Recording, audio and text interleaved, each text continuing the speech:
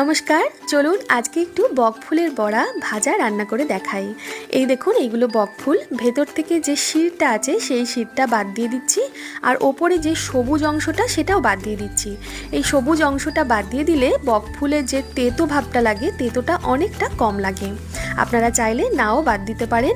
এরপর বকফুলগুলো খুব ভালোভাবে ধুয়ে নেব, কারণ ভেতরে কিন্তু বেশ পোকামাকড় বাসা করে।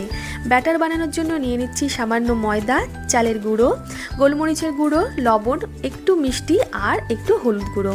খুব ভালোভাবে সামান্য সামান্য জল দিয়ে ব্যাটারটা তৈরি করব আর ভালোভাবে ফেটিয়ে নেব। যত ভালোভাবে ফাটাবো তত কিন্তু বকফুলের বড়াটা মুচমুচে হবে।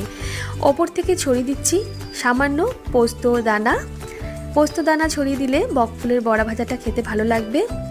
এরপর বকফুলগুলো ব্যাটারের মধ্যে চুবিয়ে গরম তেলে ভেজে নিলেই কিন্তু বড়াটা তৈরি হয়ে যাবে। কেমন লাগলো জানাবেন। ধন্যবাদ।